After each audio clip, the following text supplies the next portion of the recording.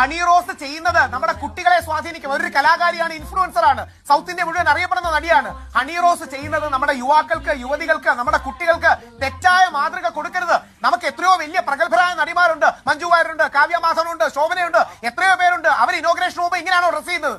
അപ്പൊ ഈ ഇനോഗ്രേഷന് പോകുന്നതിന്റെ പിന്നിൽ ഒരു വിപണന സാധ്യതയുണ്ട്. നമ്മുടെ സമൂഹത്തിന്റെ ലൈംഗിക ദാരിദ്ര്യത്തെ ചൂഷണം ചെയ്യുക എന്ന് ഫറാസ് ഷിബില പറഞ്ഞ നിലപാടും കൂടി സൂചിപ്പിക്കാൻ ആഗ്രഹിക്കുകയാണ്. അത് ഹാഷ്മിക്ക് കേൾക്കാൻ താല്പര്യം ഉണ്ടാവില്ല. എന്താ അറിയാമോ, ഈ ലിബറൽ വാദഗതി തകർന്നു വീഴും.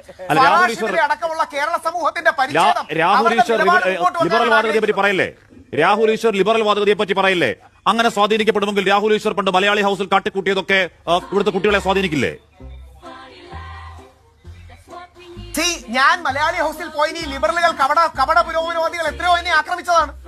അവിടെ ഞാൻ പറയുന്ന ഏക ഇതേ ചെറിയൊരു വീഡിയോ കണ്ടു. രാഹുൽ ഒറ്റ മിനിറ്റ്, ഞാൻ ചെറിയൊരു വീഡിയോ കണ്ടു. എല്ലാവരും പാലിക്കണം. ഇനി എന്റെ ചെറിയൊരു വീഡിയോ എന്നെ വിമർശിക്കണം. ഞാൻ ചെറിയൊരു വീഡിയോ കാണിച്ചു. ചെറിയൊരു വീഡിയോ കാണിച്ചു. പ്ലേയോ ചെറിയൊരു വീഡിയോ.